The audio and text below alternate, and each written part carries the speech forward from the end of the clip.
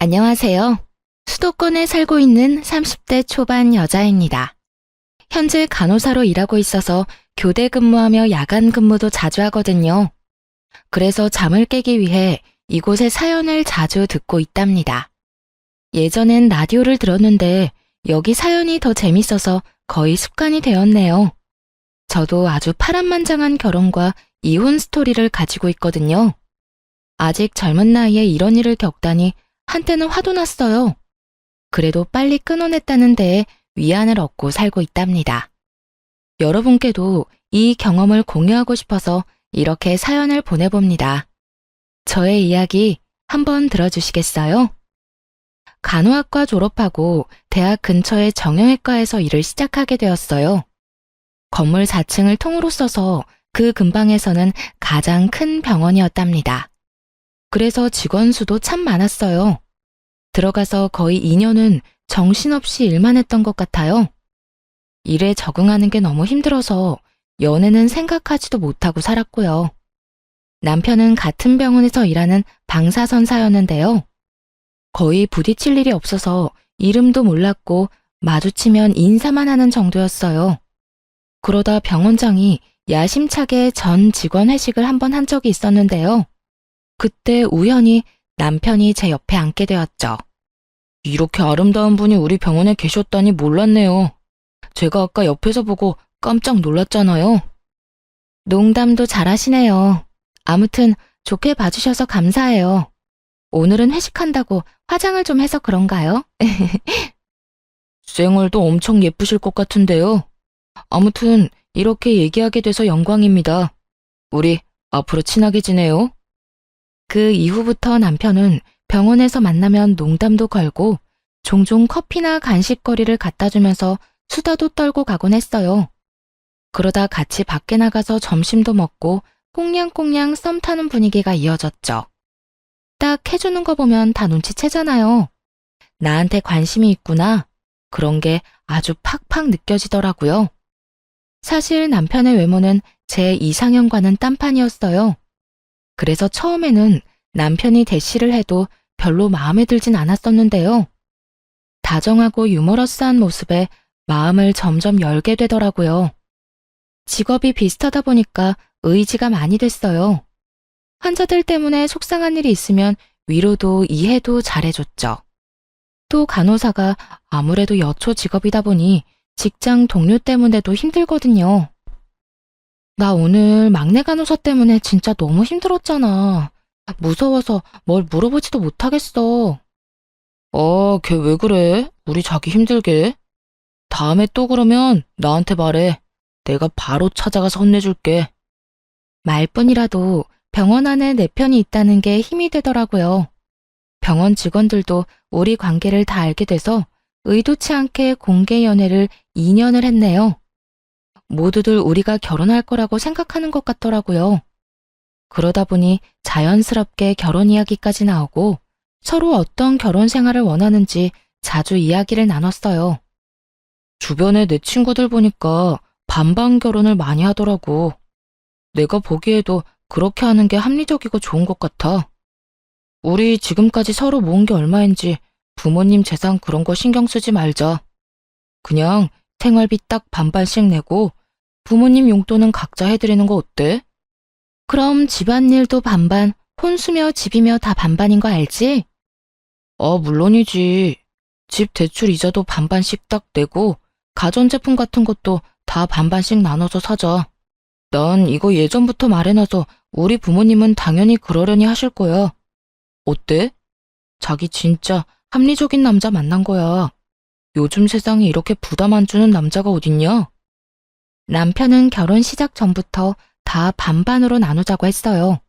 그러면서 자기 같은 남자 어디서 만날 수 없다며 엄청 깨어있는 척 하더라고요.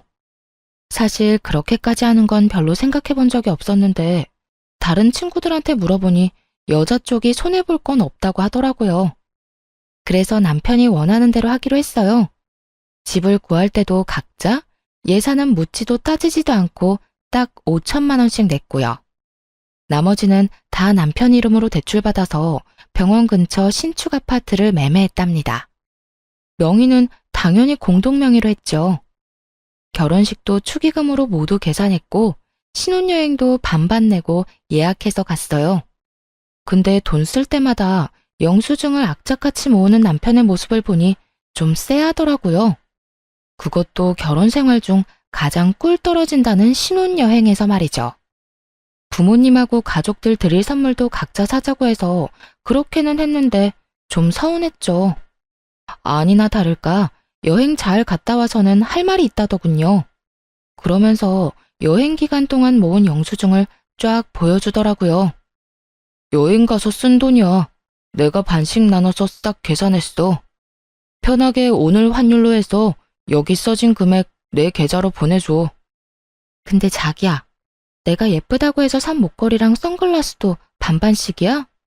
난 자기가 사라고 해서 선물로 사주는 줄 알았는데. 난 여행 가서 아무것도 안 샀잖아. 나라고 뭐 사고 싶은 거 없었겠어? 그리고 목걸이랑 선글라스가 꼭 필요한 것도 아니었고. 아, 됐다. 물론 자기를 위해서 돈 다 내줄 수는 있어. 그럼 그건 내가 다 내는 걸로 할게. 됐어. 내 물건이니까 그냥 내가 다 낼게. 그럼 됐지? 저딴 소리를 하니까 진짜 기분이 확 상하더라고요. 연애 때는 쓸데없는 것도 잘만 사다 안겨주고 하더니만 어떻게 결혼하니까 무조건 네 건 네 거고 내 건 내 거가 될 수가 있나요? 더 어이가 없는 건 제가 다 낸다고 하니까 말리지도 않고 가만히 있었다는 거예요. 그 모습에 정이 좀 떨어졌네요. 결국 제가 산 물건들은 그 돈을 다 내는 걸로 했죠. 그렇게 신혼여행에서 쓴 돈을 바로 남편 계좌로 보냈습니다. 그리고 이 계좌번호로 매달 월급 받으면 생활비랑 대출이자 넣어줘. 매달 남은 돈은 확인해보고 반씩 나누든지 아니면 다음 달로 넘기자. 그것도 나중에 정하면 될 것 같아. 어때? 진짜 합리적이지? 그래, 자기가 이렇게 칼 같은 사람인 줄 몰랐네. 알았어. 자기가 원하는 대로 한번 잘해볼게. 그렇게 돈을 반반씩 철두철미하게 나누는 사람이니 집안일도 반반씩 딱 잘하는지 한번 지켜보기로 했어요. 그러던 어느 날 신혼여행에서 돌아온 지 2주 정도 지났을 때였습니다. 남편이 엑셀 파일로 쫙 정리한 집안일 목록을 보여주더라고요. 요즘 인터넷에 집안일 반반 목록이 이렇게 있더라고. 우리한테 필요한 것만 더 적어서 만들어봤어. 혹시 자기가 하려나 하고 기다려봤는데 전혀 생각 못하는 것 같더라고. 그래서 마음 넓은 내가 먼저 딱 만들었지. 아, 난 이런 것도 만들어야 되는지 몰랐네. 떨떠름한 표정으로 남편이 만든 집안일 목록을 살펴봤어요. 얼마나 세분화가 잘 되어 있던지 아주 놀랐네요. 예를 들어보면 빨래가 그냥 빨래로 끝나는 게 아니었어요. 세탁기 돌리기, 빨래 널기, 빨래 접기, 옷장에 넣기, 이딴 식으로 분류해놨더라고요. 특별히 자기 먼저 하고 싶은 거 골라. 난 남은 거 할게. 나 같은 남편 진짜 없다. 아유, 고마워라. 아주 눈물나게 고마웠네요. 저는 직업상 교대 근무를 하거든요. 근데 남편은 방사선사라서 6시면 칼퇴근을 해요. 그래서 저보다 시간 여유도 훨씬 많은 편이고요. 그걸 뻔히 알고 있으면서도 야간 근무 때 집안일을 못하면 아주 난리를 피웠어요. 자기, 어제 설거지 안 했더라? 오늘 내가 하는 날이긴 한데 어제 자기가 안 했으니까 오늘 해. 자기야, 나 어제 집에 11시에 들어왔어. 근데 설거지를 그렇게 산더미처럼 쌓아놓고 나한테 안 했다고 그러면 어떡해? 그리고 자기가 먹은 그릇은 당연히 자기가 하는 게 맞지. 어제는 내가 요리하는 날이었고 자기가 설거지하는 거였잖아. 그래서 내가 자기 먹을 것도 만들어놨잖아. 나 너무 숨 막혀. 진짜 이렇게는 계속 못 살 것 같아. 친구랑 룸메이트를 해도 이렇게까지는 안 하겠어. 내가 밤까지 힘들게 일하고 오는 날에는 자기가 좀 해주면 안 돼? 그게 그렇게 힘들어? 자기가 힘들다고 하나둘 나한테 넘기면 안 되지. 그러다 보면 어느새 내가 집안일 다 하고 있겠네. 나도 힘들게 일하고 왔으니 저녁 시간엔 할 일만 딱 하고 좀 쉬고 싶어. 설마 자기보다 일찍 퇴근했다는 이유로 나한테 집안일 다 하라는 거야? 그런 말이 아니라 서로 사정을 좀 봐주면서 유도리 있게 하자는 거지. 난 자기가 힘들 때 더 할 수 있어. 우리 사랑해서 결혼한 부부 아니야? 근데 무슨 군인이나 룸메이트보다 못한 사이 같아. 내가 너무 힘드니까 좀 도와달라는 거잖아. 자기가 이렇게 나올 줄 알았어. 그래서 내가 규칙까지 딱 만들어 놓은 거야. 나한테 슬슬 떠넘길까봐 나중에 딴 말 못하게. 한번 무너지기 시작하면 한도 끝도 없어지는 거 알지? 힘들어도 그냥 반반씩 하는 거 지켜줬으면 해. 아, 그래. 당신 마음 잘 알았어. 앞으로 어떻게 반만 딱 하는지 제대로 보여줄게. 매몰찬 남편의 태도에 얼마나 서운한지 눈물까지 나더라고요. 언젠가 이런 시의 구절을 본 적이 있어요. 내가 너를 위해 해줄 수 있는 건 대단한 게 아니고 아침에 일어나 말없이 해주는 설거지다. 사랑하는 사람과 함께 살면 그런 마음으로 배려하면서 살아야겠다고 생각했거든요. 그래서 오랫동안 마음속에 간직했던 구절이었는데 이렇게 남편이랑 설거지 하나로 피 터지게 싸울 줄은 몰랐네요. 결국 점점 마음의 문을 닫고 남편이랑 똑같이 행동하기 시작했답니다. 요리를 해도 딱 제 몫만 해서 먹었고요. 빨래도 제 것만 골라서 빨고 정리했어요. 하루는 감자탕이 너무 먹고 싶어서 퇴근길에 딱 1인분만 사와서 먹고 있었어요. 남편도 감자탕을 좋아하는데 냄새를 맡고는 얼굴이 환해져서 들어오더군요. 근데 자기 몫이 없는 걸 보자 표정이 확 굳더라고요. 이렇게 유치하게 나올 줄은 몰랐네. 먹는 거로 이렇게 치사하게 굴 거야? 반반 결혼을 전혀 다르게 이해한 것 같은데 일단 두고 볼게. 두고 보긴 뭘 두고 봐. 내가 생각하는 반반은 이런 거야. 이왕 할 거면 확실하게 해야지. 아침에 국에 반찬 딱 차려주면 맛있게 먹고 설거지만 하는 게 무슨 반반인가요? 설거지하는 게 어렵나요? 아침에 일어나서 밥하고 국 끓이는 게 어렵나요? 자기는 세탁기랑 건조기만 띡 돌리고 제가 다 개야 하는데 그게 반반인가요? 누구 한 명 양보하지 않으니 이렇게 찬바람 날리는 결혼 생활이 이어졌답니다. 야간 근무하고 집에 온 어느 날이었어요. 남편이 혼자 야식까지 신나 시켜 먹고는 설거지를 해놨더라고요. 그게 뭐가 문제냐고요? 정말 웃긴 게 뭔지 아시나요? 제가 아침에 사용한 물컵 한 개만 싱크대에 덩그러니 남아있었다는 거예요. 그걸 딱 보니까 지금 결혼 생활의 현수소 같다고나 할까요? 현타가 딱 찾아오더라고요. 저 인간은 컵 한 개를 설거지해줄 만큼 날 위해주지도 아껴주지도 않는구나. 그런 진실이 눈앞에 확 보였어요. 연애 때는 그렇게 잘 챙겨주고 다정했던 남편인데 너무 매정하게 변해버려서 혼란스럽고 슬프기까지 했답니다.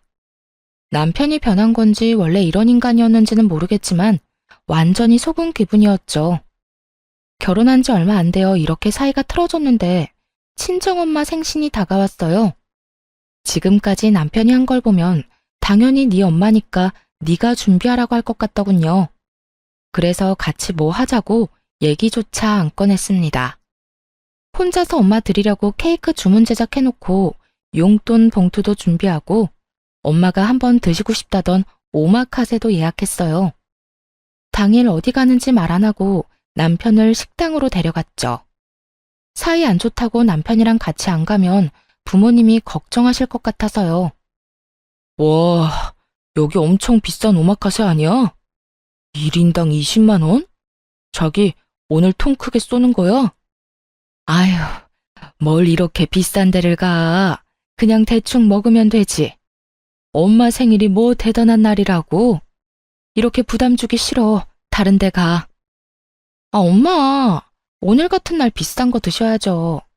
돈 걱정 말고 들어가요. 엄마 딸 돈 열심히 벌고 있잖아요. 그래 여보. 오늘 우리 사위랑 딸 덕 좀 보자고. 우리도 그 유명하다는 오마카세 먹어보자. 아주 화기애애한 분위기로 식사를 해서 다행이었죠. 남편은 엄청 신기해하면서 잘 먹더라고요. 부모님도 디저트까지 맛있게 잘 드셔주셨어요. 미리 준비한 케이크를 드리니 너무 예쁘다면서 엄마가 감동을 하시더라고요. 용돈 봉투도 함께 드리니 아버지도 엄지척을 하시면서 좋아하셨고요. 남편은 뭔 생각을 하는지 입을 해 벌리고 보고만 있었고요. 식사를 마무리하고 계산할 때 남편한테 말했어요. 내가 지금 계산할 테니까 반은 생활비 통장으로 보내줘. 그러자 남편이 아주 보레된 듯이 화들짝 놀라더라고요. 왜? 왜 내가 반을 내? 장모님 생신이니까 당연히 네가 내는 거지. 그리고 나한테 한마디 상의도 없이 이 비싼 데를 와놓고 뭐? 이렇게 무턱대고 나한테 반을 내라 한다고? 부모님 들으셔. 왜 이렇게 큰 소리로 화를 내? 다 반반하자고 해서 물어본 거잖아. 시부모님 생신 때도 내가 절반 내면 되잖아. 난 우리 부모님 생신 때 이런 거 사드린 적 없어. 집 밖으로 삼겹살도 안 먹으러 간다고. 우린 그냥 집에서 차려 먹어. 근데 오마카세라니 진짜. 아, 자기 너무 과소비가 심한 거 아니야? 그때 밖에 계신 줄 알았던 아버지가 우리 뒤를 쓱 지나가시더라고요. 화장실에 다녀오신 것 같았어요. 얘기를 다 들으셨을 거라 생각하니 너무 민망하고 부끄러워서 얼굴이 벌개졌죠. 너무 열받아서 머리까지 아프더라고요. 그럼 자기가 먹은 건 자기가 계산해. 결국 부모님과 제 비용만 계산했어요. 그러자 옆에서 아주 침까지 튀기면서 난리를 치더라고요. 내가 여기 오고 싶어서 왔어? 어딘지도 모르는데 당신이 끌고 온 거잖아. 그래놓고 나한테 20만 원을 내라고? 그러긴 혼자 제일 잘 먹던데. 만약 당신 부모님 생신 때 어디 가면 내가 먹은 건 내가 낼 테니까 걱정 마. 그렇게 말하고 휙 나가버리자 남편이 엄청 당황하더라고요. 그러거나 말거나 부모님 옆에 서서 남편이 나오기를 기다렸죠. 부모님이 냉랭한 분위기를 느끼셨는지 계속 제 눈치를 보시는데 더 짜증이 났어요. 결국 남편이 자기 몫을 계산하고 거칠게 문을 팍 열고 나오더라고요. 차마 부모님 앞에서 화는 못 내니까 아주 그냥 썩은 얼굴을 하고 있었어요. 당연히 저 역시 기분이 좋을 리가 없죠. 도저히 웃는 얼굴로 있을 수가 없더라고요. 결국 약속이 있다며 서둘러 부모님을 집에 데려다 드렸어요. 집에 오는 내내 얼마나 구시렁대던지 진짜 남편 입을 틀어막고 싶었죠. 내가 먹고 싶어서 먹었어? 당연히 앞에 나온 음식을 남기면 안 되니까 먹은 거지. 근데 나한테 다짜고짜 20만 원을 내라니 진짜 이건 아니지 않아? 우리 부모님 앞에서 태도가 그게 뭐야? 우리 눈치 보시느라 생신날 마음 불편하게 만들고 나 진짜 속상해. 내가 다 내달라고 한 것도 아니잖아. 이런 날 기분 좋게 반 내줄 순 없는 거야? 다른 사람들한테 좀 물어봐. 억지로 그런 비싼 데 끌고 가서 돈 내게 한 게 잘한 건지 아닌지. 그리고 각자 부모님만 알아서 챙기기로 해놓고 왜 자꾸 규칙을 어겨? 자기 이럴 때마다 나 진짜 짜증난다고. 나야말로 이런 결혼 생활 답답하고 넌더리가 나. 이런 게 반반 결혼인 줄 알았으면 당신이랑 절대 결혼 안 했어.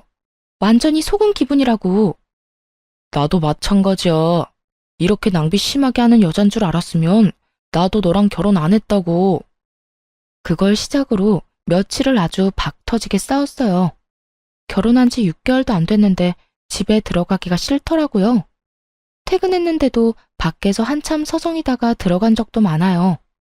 다들 이렇게 사는 건지 아님 내 결혼만 망한 건지 이런 고민 어디에 말하기도 부끄러워서 혼자 벙어리 냉가슴 앓듯 끙끙댔답니다. 엎친 데 덮친 격으로 병원에서도 힘든 일이 이어져서 더 지쳐갔어요. 가장 고참 간호사랑 말다툼을 했는데 그 후로 그 간호사가 못살게 굴었거든요. 케어가 힘든 환자를 일부러 맡기거나 힘든 스케줄만 골라서 일하게 하는 둥 너무 서럽고 힘들게 하더라고요. 한참 선배라서 감히 대들지도 못했죠. 여러분도 뉴스에서 가끔 들어보신 적 있을 거예요. 몇몇 간호사들 사이에 태움 문화라고 감정적으로 진짜 힘들게 하거든요. 신입 간호사 시절에는 이것 때문에 한 달 중 20일은 화장실에서 울었어요. 경력이 쌓이면서 좀 나아졌나 했더니 이 나이에 다시 괴롭힘 당할 줄은 몰랐네요. 요즘 병원에서 너무 힘들어. 나 지금 수간호사랑 사이 안 좋은 거 자기도 알지? 다른 애들까지 다 선동해서 나랑 말도 못하게 하더라. 나 이번 달에 주말마다 출근하는 거 알지? 너무 힘들어서 진짜 우울증 걸릴 것 같아. 당신만 힘든 거 아니야. 나도 말을 안 해서 그렇지 병원에서 엄청 힘들어. 그 정도도 못 견디면 되겠어? 수간호사랑 얼른 풀어. 계속 이래봤자 당신만 손해야. 풀긴 뭘 풀어. 이미 미안하다고 말도 해보고 선물도 줘보고 나도 할 만큼 했어. 근데도 나만 계속 못 살게 군다고. 무릎 꿇고 싹싹 빌기라도 하라는 거야? 아니, 솔직히 수간호사 사람 좋아 보이던데 당신이 어떻게 했으면 그렇게까지 해? 당신 문제라고는 생각 안 해봤어? 이참에 한번 당신 태도를 반성해봐. 나한테 하는 것만 봐도 암튼 보통은 아니지. 같은 데서 일하니까 분위기가 어떤지 뻔히 알면서 모르는 척 저딴 소리나 해대는 남편이 밉기만 했어요.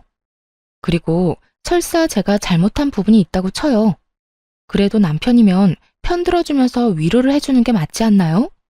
그게 부부고 가족 아닌가요? 지금 아내가 일방적으로 왕따를 당하고 있는 건데 남편이 말로라도 좀 위로를 해줬으면 덜 서러웠을 것 같아요. 그렇게 부당한 대우를 받으며 거의 6개월을 버텼답니다. 그 사이에 밥도 잘 안 넘어갈 정도로 심적으로 너무 힘들어서 살이 엄청 빠졌어요. 남편은 제가 마르든지 말든지 여전히 자기 먹을 것만 사와서 혼자 처먹더군요. 결국 견디다 못해 그 병원을 관두고 다른 곳으로 이직을 하기로 결심했어요. 그 계획을 남편한테 말했더니 아주 난리를 치더군요. 당신이 애야? 그런 일로 병원을 관두게? 관두면 또 언제 다른 병원 찾을 건데. 빨리 이직을 해도 한두 달은 걸릴 거 아니야. 이참에 6개월 정도 쉬면서 천천히 좋은 데로 찾아볼게. 나 몸도 마음도 너무 힘들어서 좀 쉬고 싶어. 그리고 당신도 맨날 입만 열면 이렇게 바쁜데 언제 아기 갖냐고 그랬잖아. 여기서 지금 아기 얘기가 왜 나와? 아기는 여유가 돼야 키우는 거지 뭐 거저 키워? 당신이 6개월 쉬면 그동안 생활비며 이자며 다 어떡할 건데? 설마 나한테 다 내라고 하는 건 아니지? 역시나 그놈의 돈 얘기가 나올 줄 알았어요. 하지만 이미 다 생각해둔 게 있었죠. 걱정하지 마. 내가 다달이 내야 하는 생활비랑 이자는 꼭 줄 거니까. 당신이야말로 내가 집에 있는다고 집안일 더 시킬 생각이나 하지 마. 내 걱정은 말고 당신이나 확실히 해. 그것만 잘 지킨다면야 당신이 이직하는 건 반대하지 않을게. 그래도 명심해. 난 외벌이 가장 될 생각은 전혀 없어. 다음 직장 빨리 새로 구하는 게 좋을 거야. 나한테 피해줄 생각은 절대 하지 마. 남편이란 인간이 피해라도 입을까봐 전전긍긍하고 계산하는 꼬락선이라니. 진짜 오만정이 떨어졌답니다. 힘드니까 그만두라든지 그동안 고생 많았다든지 그런 소리는 못 해줄 망정 말이에요.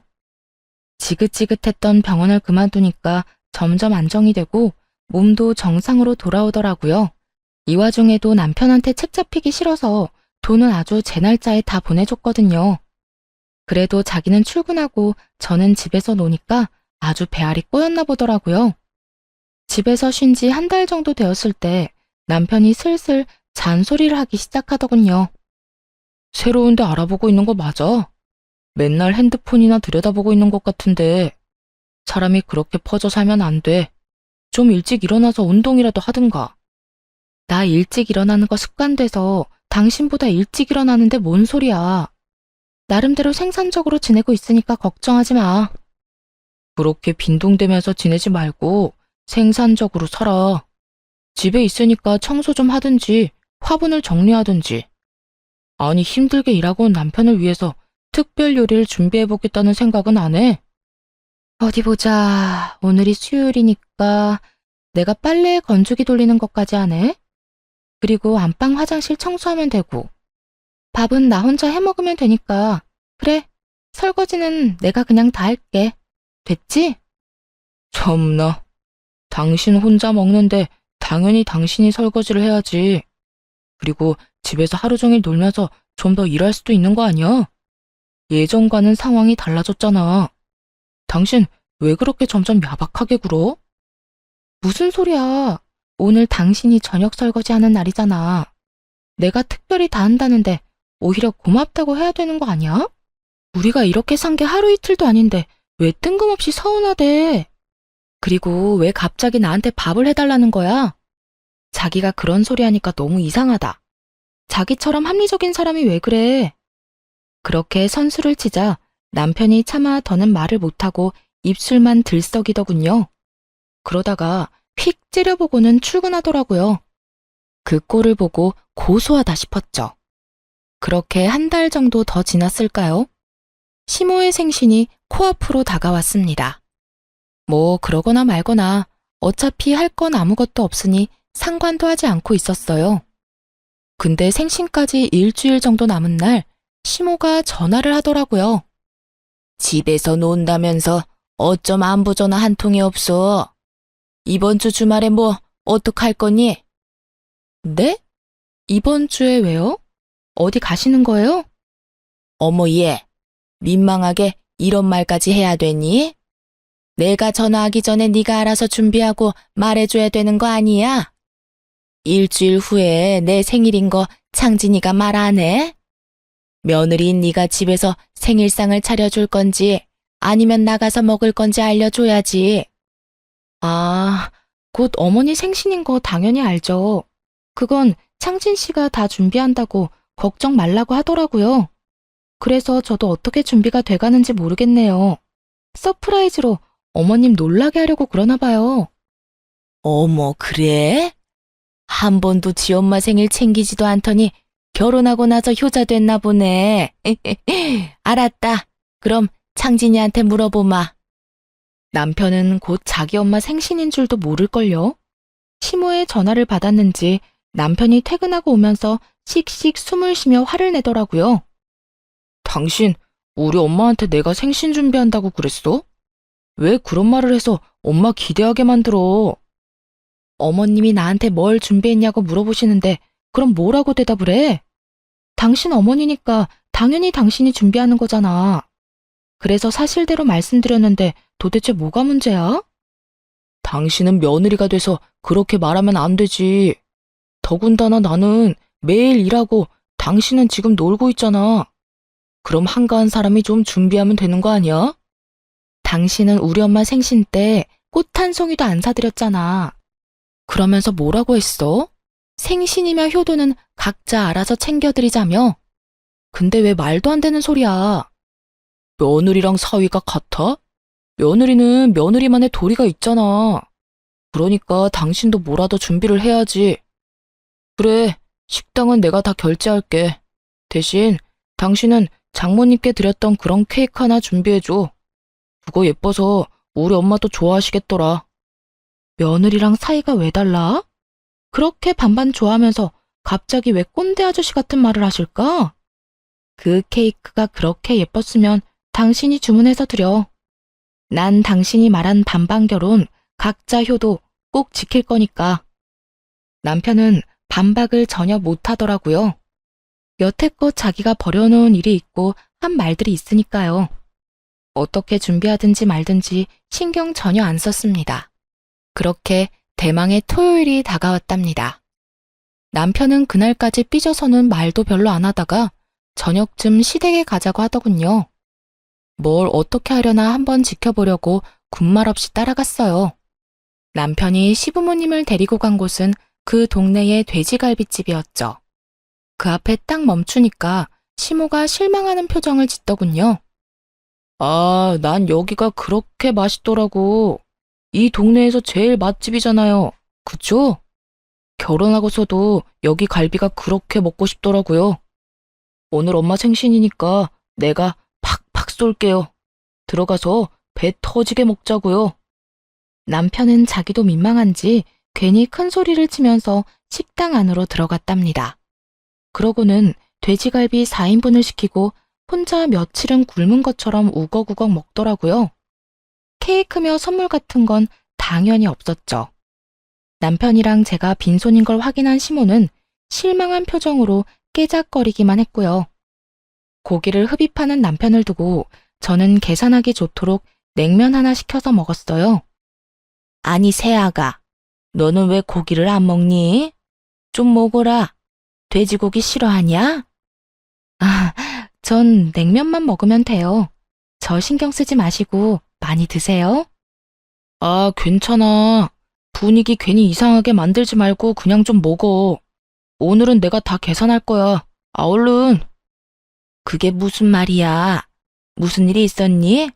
너희 싸웠어? 아니요, 싸우긴요. 저희 서로 배려하며 각자 할 일 딱딱 하면서 엄청 잘 지내고 있어요. 전 속이 안 좋아서 고기를 잘 못 먹겠네요. 그냥 신경 쓰지 마시고 드세요. 근데 너 친정에도 이러니? 그래도 시어머니 생일인데 어떻게 작은 케이크 하나도 안 들고 올 수가 있어? 아, 그러게. 아무것도 없네요. 창신 씨가 다 준비한다고 손 하나 까딱하지 말라고 했거든요. 오늘 와보고 저도 깜짝 놀랐어요. 아니, 어머님 생신인데 어떻게 케이크도 안 사왔어? 아버님이 혼 좀 내주세요. 이렇게 선수를 치니까 시모가 차마 아들한테는 아무 소리도 못 하더라고요. 남편도 괜히 저만 흘겨보는데 어이가 없었네요. 그러거나 말거나 냉면만 깔끔하게 딱 먹었죠. 그리고 남편이 계산하길래 옆에 가서 냉면값을 줬어요. 아, 됐어. 내가 낸다고 몇 번을 말해. 나가 있어. 내가 낼 테니까. 아니야, 됐어. 이값 8,000원 내고 나중에 무슨 생색을 내려고 그래? 그냥 내가 낼게. 여기요. 이 냉면값만 계산해 주세요. 시모의 생신날은 그렇게 초라하게 끝이 났죠. 나중에 남편이 시모한테 따로 용돈을 줬는지는 모르겠지만요. 그 다음 달에 드디어 이직에 성공했답니다. 근데 병원이 다른 도시에 있어서 출퇴근하려면 왕복 5시간은 걸렸어요. 하지만 수간호사로 가는 거였고 연봉도 훨씬 높았기에 절대 포기할 수 없었죠. 그 사실을 말하자 남편이 화를 내더라고요. 아니, 애초에 이 동네 근처 병원을 찾았어야지. 다른 도시에서 일자리를 찾으면 어떡해? 어떻게 출퇴근을 하려고? 그냥 여기 근처로 다시 알아봐. 근데 아무리 생각해도 너무 좋은 기회야. 연봉이 거의 2배가 됐고 수간호사로 직급도 높아진다니까. 진짜 미안한데 우선은 내가 그쪽에다가 작은 원룸 얻어서 지내보면 어떨까? 미안하니까 생활비도 10만 원씩 더 낼게. 진짜? 생활비 더 낸다고? 뭐 연봉이 2배라니까 좀 아깝긴 하네. 자기랑 떨어져서 지내는 건 너무 싫은데 어쩔 수 없지. 그 병원이 별로라 금방 그만둘 수도 있으니까 우선은 한번 해봐. 내가 응원할게. 자기가 이렇게 이해해주다니 진짜 고마워. 내가 토요일마다 꼭 올라올게. 힘든 시기지만 조금만 고생하면 돈 많이 모을 수 있으니까 우리 힘내자. 생활비도 더 내고 돈을 많이 번다고 하니까 역시나 반대는 안 하더라고요. 그렇게 새로운 병원으로 출근을 했어요. 근처에 저만의 작은 아파트도 마련했답니다. 새로운 환경에서 새롭게 일을 하니까 한 달은 정신없이 흘러가더라고요. 원룸에서는 그냥 잠만 자고 토요일에는 집으로 가 남편과 시간을 보냈죠. 일요일 저녁에는 다시 원룸으로 와서 출근 준비를 했고요. 그런 생활이 2달 정도 이어졌습니다. 그 정도 시간이 지나니까 새로운 병원 일에도 적응이 많이 됐어요. 다행히도 새 병원은 전에 다니던 데보다 더 자유롭고 부드러운 분위기였어요. 더군다나 수간호사로 간 거였기 때문에 좀 더 편한 분위기를 만들려고 노력했죠. 전에 다니던 곳처럼 한 사람을 따돌리고 괴롭히는 짓에 넌더리가 났거든요. 알 거 다 아는 다 큰 성인들이 무슨 고등학생 일진도 아니고요. 그러다 보니 다른 간호사들과 직원들이 좋아해주고 점점 따르는 게 보이더라고요. 병원에서 인정받으니 일도 더욱 즐겁고 더 잘해야겠다는 욕심이 생겼답니다. 일이 안정되었으니 이제는 인생도 제대로 돌려놔야겠다는 생각이 들었죠. 그래서 남편한테 전화를 했어요. 미안한데 이번 주 토요일에는 못 갈 것 같아. 갑자기 당직 설 일이 생겼어. 다음 주에 내가 가서 맛있는 거 사줄게. 괜찮아? 그래? 그럼 괜찮지. 주말까지 일하느라 자기가 더 힘들겠다. 나 걱정하지 말고 푹 쉬고 다음 주에 봐. 이해해줘서 고마워. 역시 나 생각해주는 건 자기뿐이네. 집에 별일은 없지? 그럼. 그냥 퇴근하고 와서 잠만 자는데 뭔 일이 있어. 자기가 없어서 너무 심심하고 외롭다. 다음 주에 봐.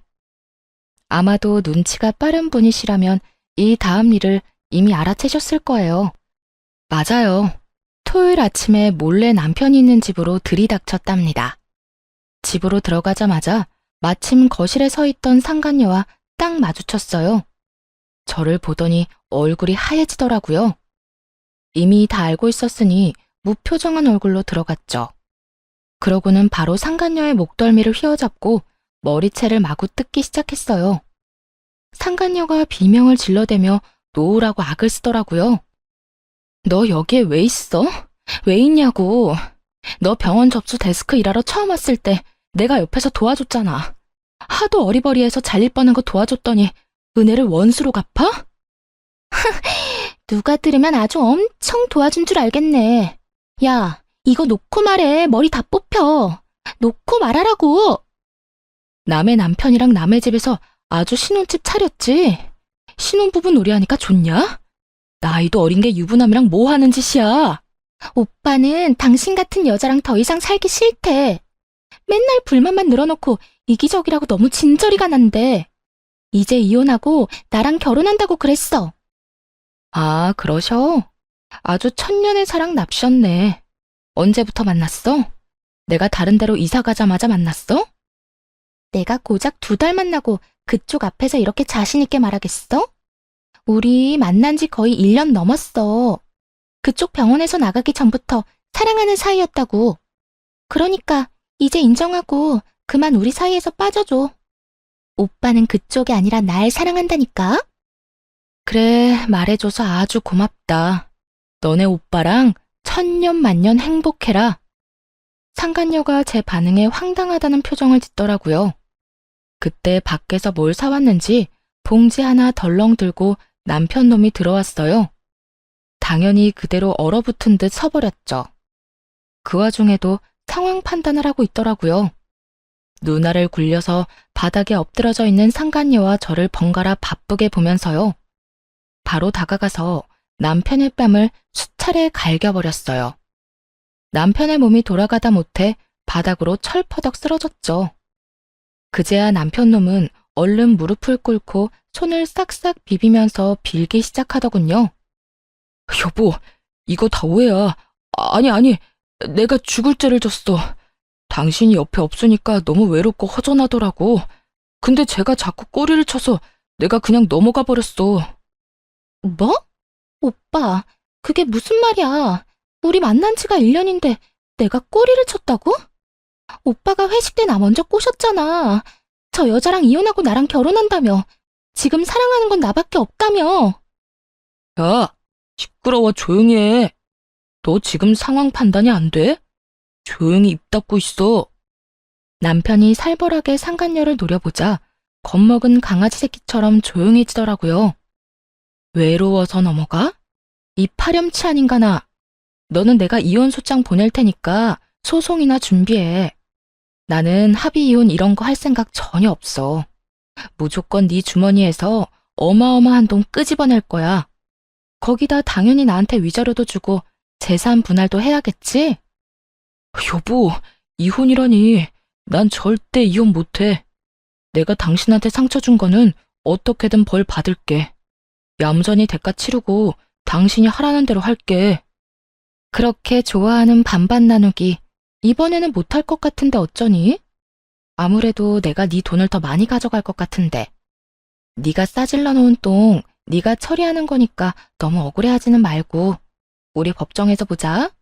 그렇게만 말하고 유유히 그 집구석에서 나왔답니다. 문 뒤에서 남편놈이 악쓰는 소리와 물건 부서지는 소리가 들리더라고요. 사실 이직하기 전부터 남편놈이 바람을 피우고 있다는 걸 알고 있었어요.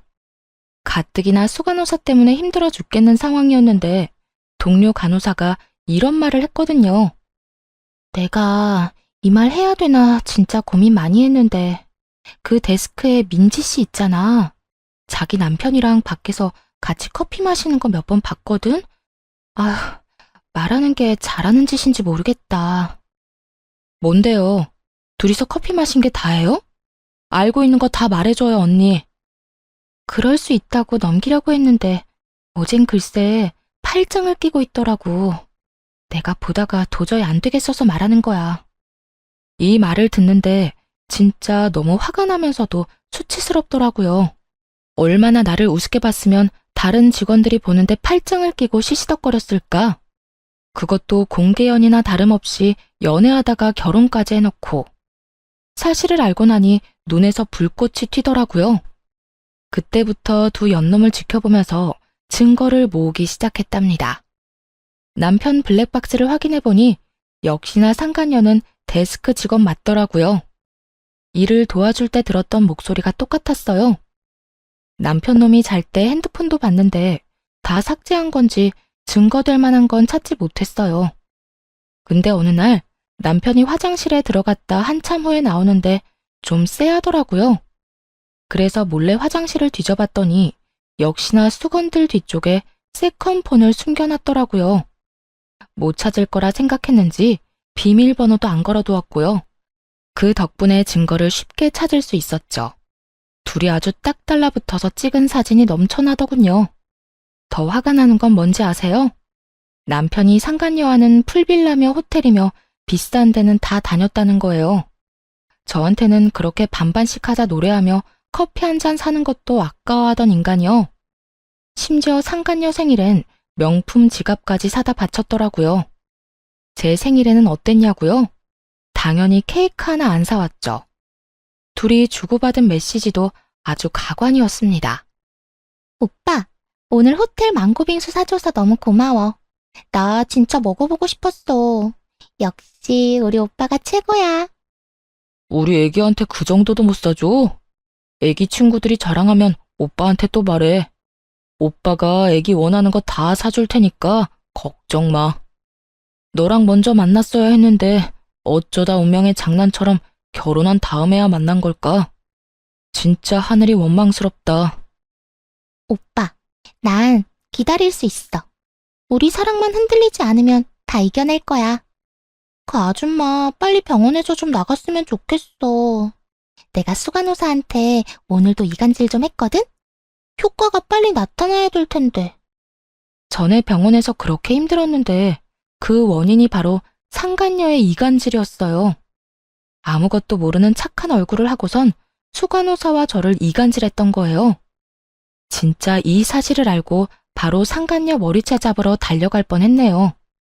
하지만 더 큰 복수를 위해 우선 참을인자를 가슴에 새기면서 때를 기다렸던 거죠. 그 후 일부러 다른 도시로만 병원을 알아봤고 좋은 조건으로 이직한 거예요. 그리고 제 명의로 소형 아파트도 매입했고요. 대출을 좀 받았지만 이혼하면 목돈이 들어올 거니까 상관없었죠. 그렇게 계획대로 주말 부부가 되어 남편에게 판을 깔아줬고 토요일마다 집에 와서 달라진 게 있는지 꼼꼼하게 살펴봤어요. 제가 평일 동안 집에 없으니 당연히 상간녀가 이 집에서 거의 살다시피 했겠죠. 근데 진짜 웃긴 게 뭔지 아시나요?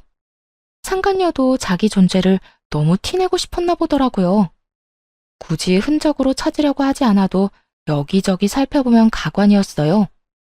화장실 구석에 고무줄을 놓고 간다든지 서랍장에 옷을 흐트려 놓는다든지 정리해둔 주방도구 위치를 바꿔놓는다든지 일부러 그딴 짓을 했더라고요. 당연히 남편놈한테는 아무 말도 안 하고 다 사진으로 찍어서 증거로 남겨뒀답니다. 그리고 드디어 디데이. 집에 못 간다고 거짓말을 하고 들이닥친 거죠.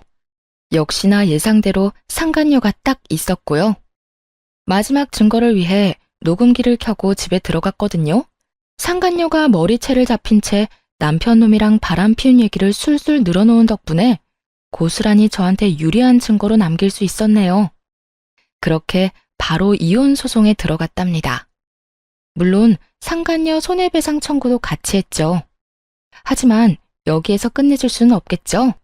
앙큼하게 저의 직장 생활을 엉망으로 만든 게 바로 그 상간녀니까 말이죠. 큼직한 전지를 사서 두 연놈을 찍은 사진을 다 붙이고 둘이 바람 피웠다는 내용을 대문짝만하게 써서 잘 보이는 곳에 딱 붙여놨답니다. 어디에 붙였기는요? 제 전 직장이자 두 사람이 지금 일하고 있는 병원 문 앞이죠. 당연히 남편놈이 전화를 해서 난리를 피웠죠. 당신, 이게 무슨 짓이야? 아니, 내가 잘못을 했어도 직장에다가 이런 짓을 해? 지금 병원 난리 났다고. 게다가 민지는 임시직이어서 오늘 바로 잘렸어. 난 병원장이 지금 권고사직 말하고 있고. 아무리 그래도 남의 밥줄까지 끊으면 어떡해? 쫄쫄 굶고 살라는 거야? 나야말로 너 같은 쫌생이 쪼다 만나서 인생 말아먹을 뻔했어. 나한텐 조각 케이크 하나 안 사준 주제에 걔한텐 아주 별것 다 사줬더라. 꼴에 신혼여행 때도 안 간 풀빌라까지 갔던데. 이참에 둘이 행복하게 사셔. 아, 걔한텐 반반 노래 좀 하지 마라. 당장 도망간다. 야, 너 말 다 했어? 내가 바람 피운 건 잘못했다 쳐. 그렇다고 남의 직장에다 이게 뭐 하는 짓이야? 당장 와서 떼. 내가 왜? 그거 내가 붙인 거니까 그대로 놔둬. 내 허락 없이 떼기만 해봐. 기물 파손죄로 신고해버릴 거니까. 이 파렴치한 인간아. 바람 피운 주제에 뭐가 그렇게 당당해? 내가 정말 어이가 없어서. 네 잘못들은 네가 제일 좋아하는 돈으로 갚게 될 거야, 이 못된 인간아. 그 전화를 마지막으로 다시는 전 남편 놈의 연락을 받아주지 않았습니다. 그 인간이랑 1분 1초도 더는 엮이기 싫었거든요. 소송이 시작되고 모든 연락은 변호사를 통해서만 했습니다. 소송이 길어져도 상관없다는 마음으로 스트레스 받지 말고 살자고 다짐했거든요. 어차피 그 인간이 유책 배우자니까 당연히 승소할 거였으니까요. 상간녀 손해배상에서도 승소했고 많지는 않지만 1,000만 원 받았네요. 그래도 아직 20대인 상간녀 입장에선 꽤 큰 돈이고 상간녀 인생에 지울 수 없는 기록을 남겼다는 게 중요한 거죠. 변호사 말로는 남편 놈이 이미 그 여자랑 헤어졌다며 선처를 바란다고 했다더군요. 일하던 병원에서 잘리고 근처 병원까지 소문이 파다하게 나서 재취직이 어렵다네요. 그래서 남편 놈이 오랫동안 백수로 지내니까 여자가 도망갔다더라고요. 그렇게 사랑한다더니 금세 마음이 바뀐 게 참 웃겼어요. 둘이 아주 잘 어울리는 바퀴벌레 한 쌍이라 결혼해서 잘 살기를 바랬는데 말이죠. 9개월 정도 시간이 흐르고 이혼 소송에서도 승소했어요. 남편 놈한테 위자료 2,000만 원 받았고 같이 살던 집은 팔아서 절반은 챙겼죠. 받은 돈으로 지금 사는 아파트 대출 거의 대부분을 갚았네요. 지금은 혼자만의 집에서 평화롭게 지내는 하루하루가 얼마나 소중한지 몰라요. 전 남편 놈은 아직도 백수인 채 집도 절도 없어서 결국 부모님 집으로 들어갔대요. 그 인간이 생활비 달라고 닥달하고 뭐든 반반씩 하자고 말할 때마다 서러웠는데요. 지금은 혼자 충분히 벌면서 재테크도 많이 하고 원하는 것 다 사 먹고 예쁜 옷도 걱정 없이 사니까 너무 여유롭고 좋아요. 그 인간이랑 살 때는 왜 1,500원짜리 커피 한 잔 사 마시기도 힘들었는지 참. 이젠 앞으로 하고 싶은 거 다 하면서 행복을 위해서 살려고요. 사연 들어주신 여러분들도 늘 행복하시고 건강하셨으면 좋겠습니다. 함께 해주셔서 감사합니다.